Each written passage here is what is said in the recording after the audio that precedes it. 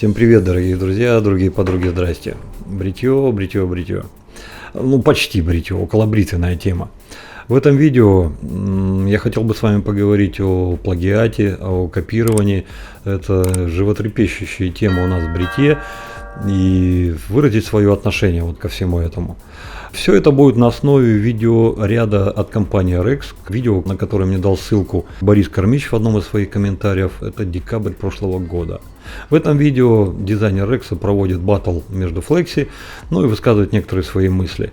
Попутно еще помог Андрей Тюрин, который под одним из своих комментариев написал, что он давно уже разбирает Rex, и чтобы я тоже попробовал. По крайней мере, у меня бритва будет всегда чистая. И я это сделал. Раньше боялся, но сделал, разобрал, и теперь да, бритва у меня будет чистая. Кстати, еще одна хорошая новость в сегодняшнем видео, что все рексоводы могут разбирать свою бритву. В этом видео вообще будут только одни хорошие новости. Так вот, о том видео от декабря прошлого года от дизайнера Rex, ссылку на которое вы сможете найти в описании под этим видео. Я пересмотрел это видео несколько раз. То, что я там, кратко, если так изложить, то дизайнер Rex говорит следующее, что это не первая попытка посягательства на честь и достоинство его бритвы, была уже одна, русские парни, русский след, сами понимаете, да, уже попытались это сделать, да, сделали красиво, сделали хорошо, была возможность еще и другую голову ставить, OpenComp, но тем не менее он свято убежден, что это сделано именно с его Rex. Плюс он против тупого копирования, слепого копирования, но он за инноваторство, что-то новое, что-то такое, что может дать новое в бритье. И, весь посыл я воспринял так, что лучше самому что-то делать, чем у кого-то что-то копировать. Но опять же, дизайнер Rex не забыл подчеркнуть, что его бритва сделана только исключительно его гением, что он это может доказать несколькими экспериментальными образцами, которые он до сих пор бережно и нежно хранит. Ну и когда я вот это вот все посмотрел, ребята, я уже просто не мог остановиться и не разобрать Rex. И чтобы самому воочию убедиться, что да, действительно, дизайнер Rex сам придумал его, это его гений. И гипс или какие-то другие бритвы тут совершенно ни при чем. Что это? Фарс, лицемерие, переписывание истории, или это на самом деле так? На самом деле дизайнер Rex с нуля целиком и полностью сделал эту бритву. Вот в этом видео мы вместе с вами постараемся найти ответ. Что же это на самом деле? Сейчас вы на крупный план. Вы сможете посмотреть все бритвы в разборе вот этой дружной гипсовской семьи. Ну а потом после крупного плана мы с вами соберемся и я выскажу свою точку зрения. Не исключено, что у каждого из вас по этому видео будет своя точка зрения. По большей части я считаю, что это видео должно быть таким, дискуссионным. То есть разбудить мысль, и чтобы каждый человек сам об этом подумал, и что-то там для себя решил. Если уж поделитесь свои мысли, то это будет вообще просто здорово. Итак, крупный план. Это дружная семья гипсов, которая существует на сегодняшний день в мире в почти полном составе. Отсутствующее место – персона. К сожалению, у меня ее нет, достать на сегодняшний день ее, очень непросто.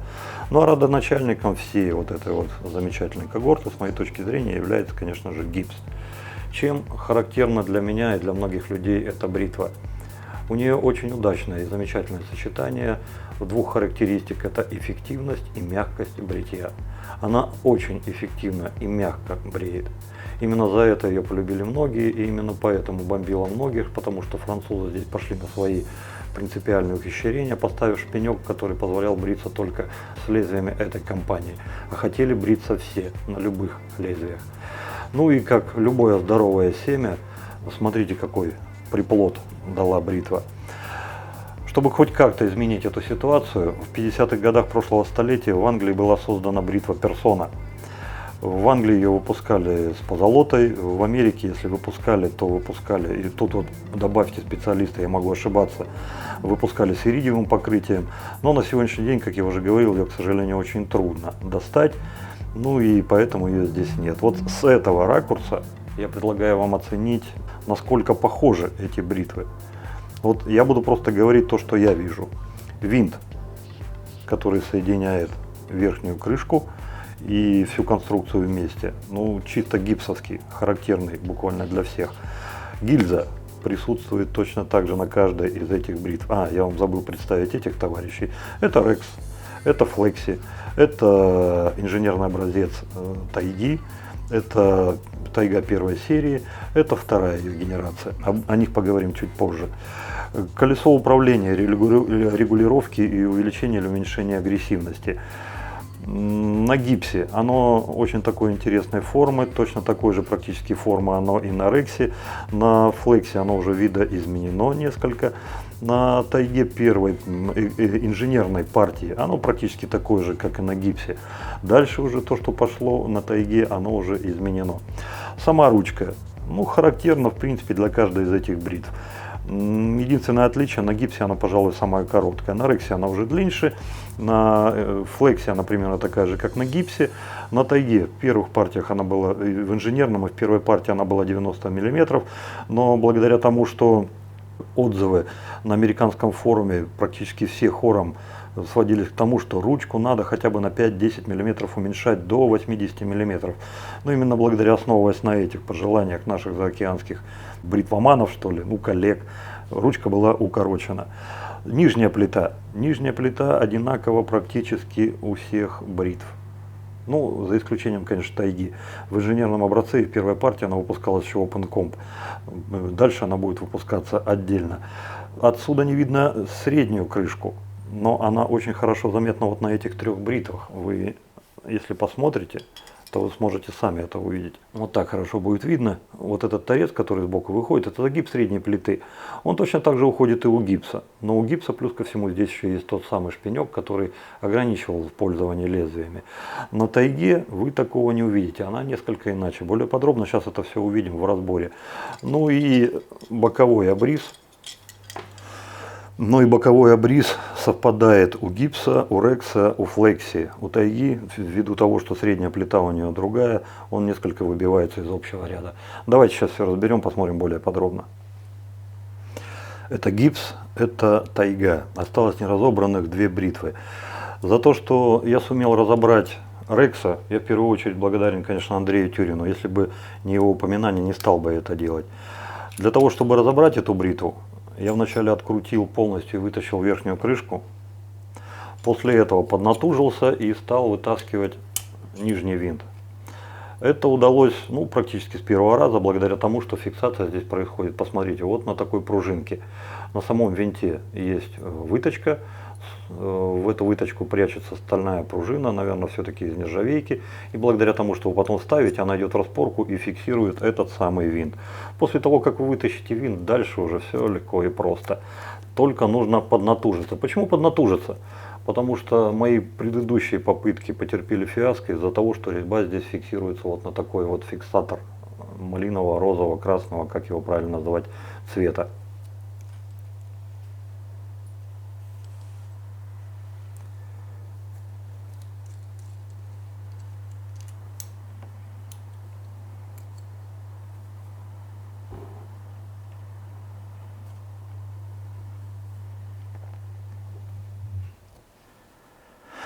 Как только вы сорвете фиксатор, дальше все легко и просто, и разбирается точно так же. Флекси, к сожалению, мне разобрать не удалось. Но не все так печально, потому что Мэтт, дизайнер Рекса, Флекси все-таки разобрал. И в конце своего видео он приводит фотографию, и я вам обязательно ее сейчас приведу. То ли он смог это сделать благодаря тому, что у него в обзоре была Флекси второй партии, второй генерации, у меня четвертой. То ли его желание разобрать было больше, чем у меня, но у него это вышло. Я же, ребята, остановился, потому что вот сколько я не тянул и как я не старался вытащить вот этот винт, у меня, к сожалению, не получилось, а может быть, к счастью. Я думаю, что если бы я взял какой-то металлический инструмент и попробовал вот здесь вот колупнуть, то, скорее всего, с определенной долей вероятности у меня бы это удалось. Но годную бритву и портить, и приводить ее в негодность почему-то никакого желания совершенно нет. Поэтому, ребята, вот опирайтесь на то фото, которое я приведу, а эту бритву я поставлю здесь вот так вот просто. А теперь давайте бегло просто пробежим по всем вот этим вот прекрасным видом. Количество запчастей, из которых состоят эти бритвы, совершенно одинаковое. Везде по 7. Раз, два, три, 4, 5, 6, 7. За исключением Рекса. У Рекса есть еще самая такая секретная деталька. 8-я – это вот эта пружина. Как подозреваю, это и есть ноу-хау или рационализаторство. Ну вот, как вот, ну не знаю, как это назвать. Во всех остальных бритвах все то же самое, включая Флекси. Ну, я больше не знаю, что сказать. Давайте, наверное, просто сравним, по крышкам сравнивать. Ну, смысла особого не вижу, потому что на гипсе, на Рексе и на Флекси оно совершенно очевидно. Ну, такое ощущение, что слепили с одного лекала. Гипс, Рекс, Флекси. Ну, Тайга здесь, конечно же, отличается, потому что она шла по другому принципу. Здесь делали другую голову совершенно изначально. Сравнивать по средним плитам еще веселее, потому что на всех трех предыдущих персонажах, это Флекси, Рекси и Гипсе, Флекс, Рекс, Гипс, Флекси, Рекс, Гипс, прошу прощения за веселый юмор, но они одинаковые совершенно, за одним лишь исключением, что на Рексе и на Флексе они практически одинаковые, а на Гипсе, посмотрите, она вот с такими завитушками. Тайгу опять же я не беру, потому что она сделана по другому принципу, но если мы будем сравнивать именно вот эти средние плиты, ну, ход мысли дизайнера я здесь не увидел у Рекса, а вот ход мысли у Гипса, да, конечно же, есть. Видно, что это сделано на станке ЧПУ, видно, что это была штамповка с вырубкой, потому что вот этот шпинек, он идет заодно со всей массой вот этой верхней пластины, которая, очевидно же, совершенно здесь загнута. Ну, то есть вот это вот вырубалось отверстие, но здесь оставлялся вот такой вот шпинек, посему вот такой контроллер и получился. Ну, естественно, деталь двухсоставная, то есть верхняя часть отдельно, потом вкручивался винт, вот ту базу, которая здесь есть. Ну и на Рексе, конечно, то же самое, все один в один. Нижние плиты. Ну, представьте, что вы вот убрали вот эту вот среднюю плиту, ну и сходство, ну, трудно не заметить, ребята. Для меня оно, конечно же, совершенно очевидно, что вид сверху, что вид сбоку. Гипс, Рекс. Что вид снизу, что на виде снизу. Ну, только надписи другие, материал другой, а все остальное вот как-то так. Посмотрите сами. Гайки. Но это, знаете, и смех, и грех. Если, допустим, вот смотреть вот на этих два товарища, я вот сейчас вам не буду говорить, где какая, попробуйте отличить, где у нас Рекс, где у нас Гипс. Я думаю, вам это удастся только в одном случае, если вы будете обращать внимание на блеск. Та, которая блестит больше, естественно, она поновее. Ну, как следствие, значит, это, ну, Рекс. Давайте перевернем все три. И это нам показывает, что русские пошли по какому-то своему одному им ведомому пути, потому что они не стали делать проточку, как это есть вот у папочки, а просто со всех сторон сделали вот такую вот ровную гаечку. И то это было только на инженерном образце, потом они одумались и сделали уже нормальную свою, совершенно неповторимую, ну и как они это видели, гаечку. И, кстати, они на этом не остановились, будут переделывать. Так вот, а что касается американских товарищей, ну, те сильно-то не напрягались. Вот смотрите, красная пупырышка и здесь красная пупырышка, они примерно даже в одном и том же месте поставлены. То есть фасочка под 45 градусов идет, и вот не доходя до верхней грани, вот эта пупырышка и стоит. Но при перевороте, ну вот этот смех и грех, конечно же, и есть. Та же самая выточка. Я-то понимаю, что это технологическая, она как юбочка должна закрывать. Но все равно ничего не стали менять, сделали точно такое же, как на гипсе. За гильзы говорить тут, наверное, вообще не стоит, потому что они функционально одни и те же, и в принципе они отличаются, наверное, только материалом и размером.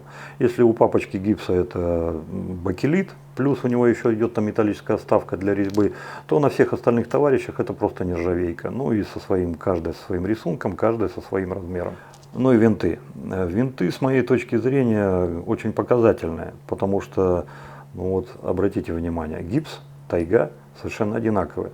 У Флекси и у Рекса они совершенно одинаковые. Так вот, весь Рекс, с моей точки зрения, отличается от гипса только вот этим местом. Только оно у него не такое, как на гипсе и как на персоне. Все остальное, ну, я вам только что показал. Ну и пружины. Та, которая вот эта вот блестящая, это тайговская, я ее уберу в сторону. А вот здесь вы не без труда угадаете, что вот та, которая более-менее прилично выглядит, это гипс.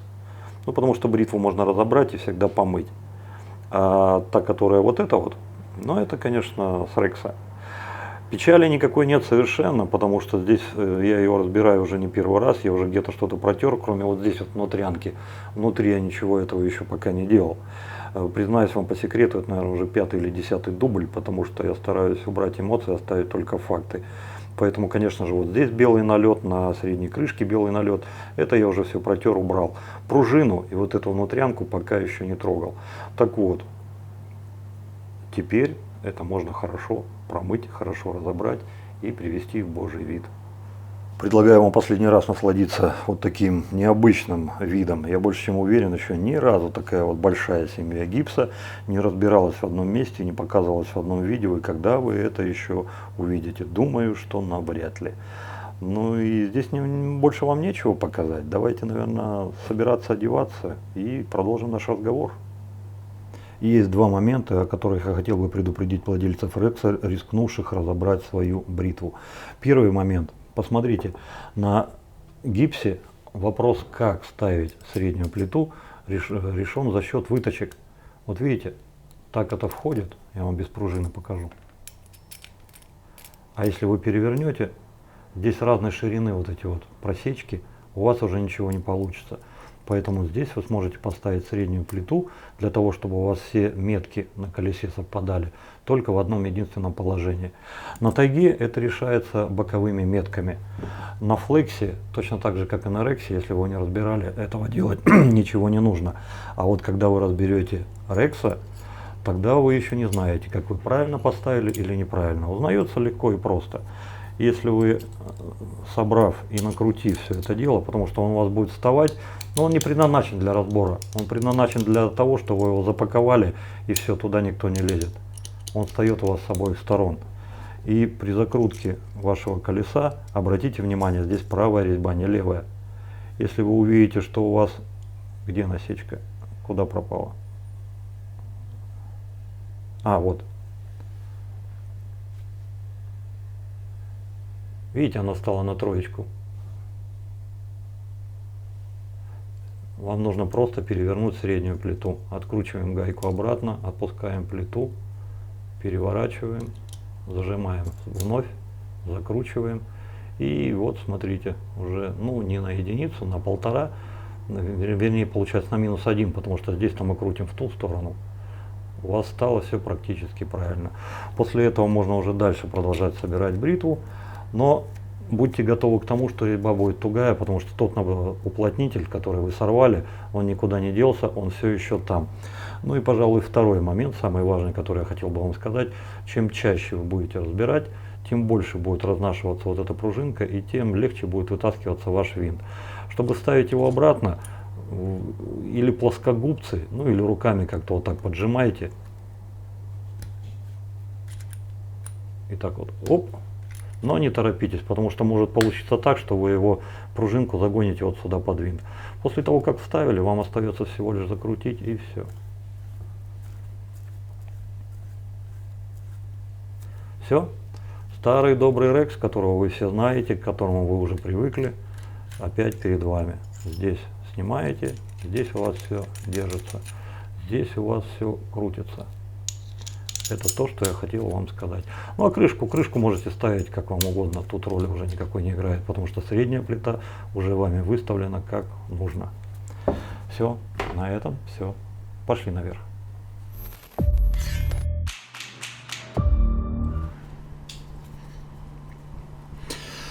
Когда я держу вот эти вот 3 бритвы в руках, в каждой из них, я вижу эксплуатацию образа Рекса, которая заключается не только в, допустим, механизме регулировки агрессии, то есть изменения гаппа, но которую также подтверждает и обрис его головы, что сверху, что снизу, что сбоку, конструктив отчасти, то есть верхняя крышка, средняя плита, нижняя плита и упаковка.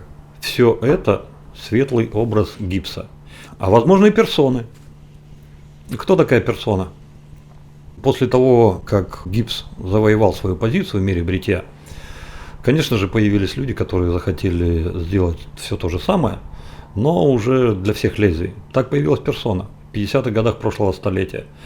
Если я правильно понимаю ситуацию, то, скорее всего, в Англии, которая производилась персона, она покрывалась позолотой, а та персона, которая делалась в Англии, в Америке, она покрывалась родием. Ну, это я ничем не могу подтвердить. Специалисты и историки бритья, ребята, поправьте меня, если я не прав. Но все это удовольствие продолжалось недолго. Персона производилась достаточно короткий промежуток времени, потом производитель закрыл лавочку, послал всех нафиг, говорит, идите, я устал. И сейчас, на сегодняшний день, эту персону взять нереально. Это не самая лучшая бритва. Для многих людей есть бритвы и получше, но это очень хорошая бритва. Плюс ко всему, есть среди персоны еще очень-очень-очень ограниченный тираж, 50 штук. Ну там прям ручная работа, ручная подгонка, ручное, там все ручное. И эти бритвы стоят на особом счету.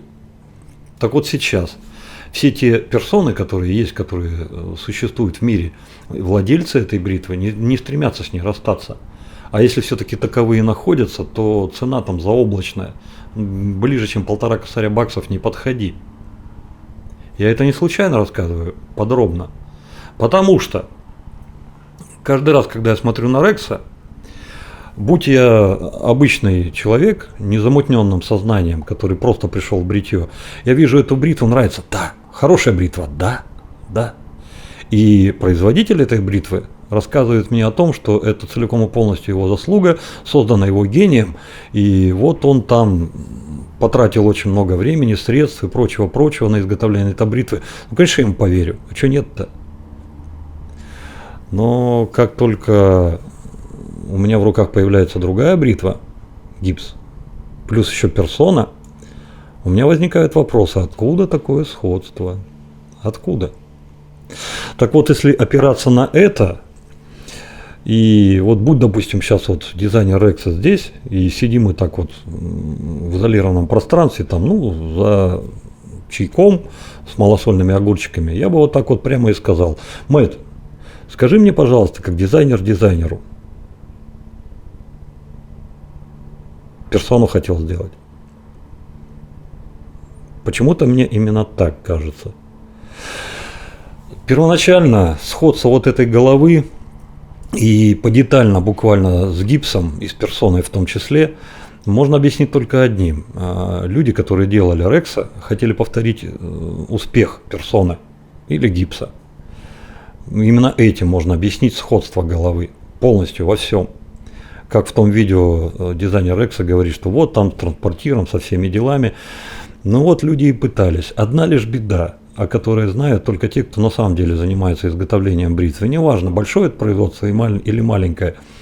Сделать удачную копию с оригинала, это как джекпот вытянуть. Сделать хорошую бритву вообще в принципе с нуля, это очень большая удача и очень большое счастье. Нужно потратить очень много времени, и тогда, возможно, у тебя что-то получится, но не обязательно. А может тебе просто слепо тупо повезти с 5-10 попытки. Но скопировать с оригинала и сделать точную копию, это очень тяжело, и не всегда это будет с однозначным результатом плюс. Я сам это знаю, потому что тогда, когда изготавливался старт, он в принципе-то делался со спорта. И где тот спорт, и где этот старт? Это две разных бритвы совершенно. Повезло со стартом, да. Дуракам или новичкам часто везет. Но все равно это уже не спорт. Это совсем другая бритва. Спорт гораздо агрессивнее. Думаю, что здесь та же самая история. Человек пытался, человек мучился, человек искал выход, человек пытался сделать нечто похожее на персону, но не получилось у него. А получился Рекс. И сейчас этому Рексу рассказывают, что вот, я твой папа Карло, который выточил тебя из куска дерева, я папа Мэтт, который выточил тебя из куска железки. И про настоящих родителей Рексу просто тупо не рассказывают. В моем понимании, в моем сознании, настоящие родители Рекса – это папа Гипс и мама Персона. Так вот, если вот под всем этим, допустим, что я прав, я не говорю, что так есть, Я просто высказываю свое мнение, свои мысли.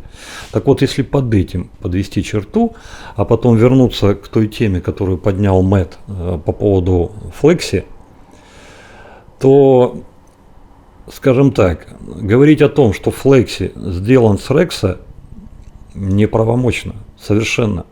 Флекси мог точно так же быть сделан из персоны, из гипса. И только одна деталь на все 100% совпадает с Рексом, это та самая пружинка на винтике, ну, конечно, и сам винт. Вот за это, да, Флекси не открутится. Это взято отсюда. Хотя с таким же успехом он может ткнуть на какую-то другую бритву, которая с точно таким же упорным механизмом, сказать: ребята, а это мы там взяли. И никто ничего не скажет. Плюс ко всему, все это подтверждается еще и тем, что, ну, я имею в виду то, что я говорил, что с оригинала очень трудно сделать годную копию. Вы когда с оригинала будете пытаться сделать эту копию, не имея чертежей на руках, вы всегда будете стоять перед конечным фактом 50 на 50. 100% копия – это, это бесконечно малая величина процента, что у вас так получится. У вас все равно будет другая бритва. Но вот именно 50 на 50 тут включается следующее. Или она будет хуже оригинала, или она будет лучше оригинала. Тут 50 на 50. Тут как вам повезет. Так вот, смотрите, если все это лепилось папы мамы персона Рекса, персона Гипс, ну тут уже не совпадение. Рекс – это совершенно другая бритва. Если это все делалось с Рекса, или с Гипса, или с персоны Флекси, то это уже другая бритва. Просто контуры, обрисы у них у всех одинаковые, но это все разные бритвы. Именно поэтому я хочу сказать дизайнеру Рекса: можно не переживать совершенно.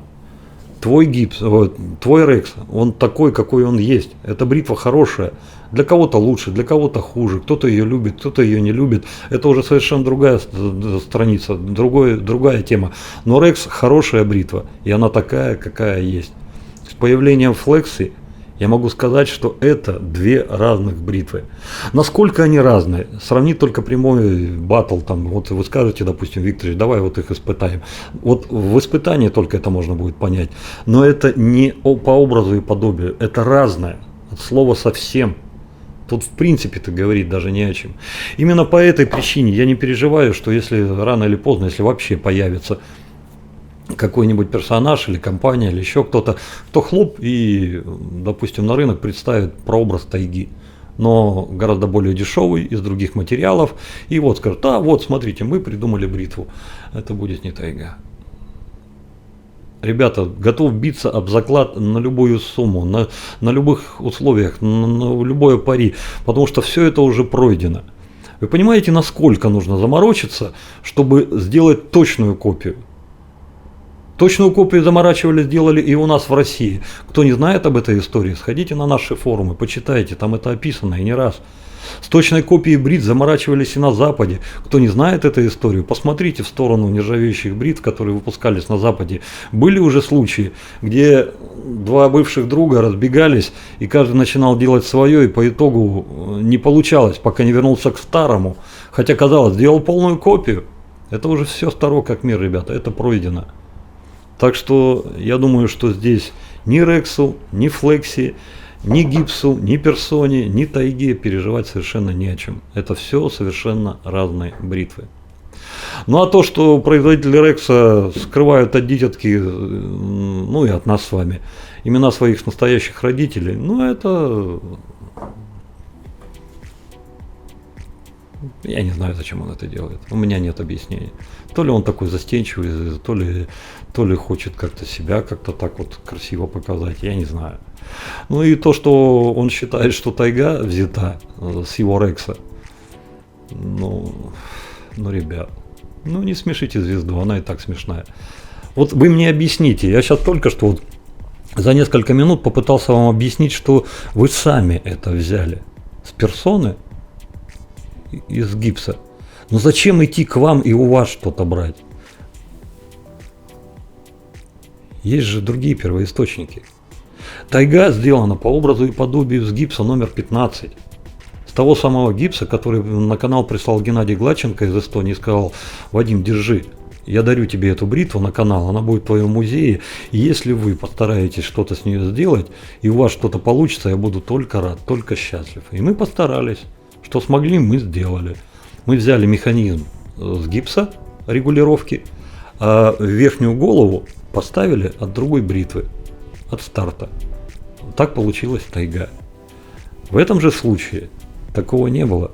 Всего того, что я сказал сегодня, я не мог бы сказать, у меня не было бы на это права, если бы голова здесь была такая, которая ни капли не похожа на гипсоперсону.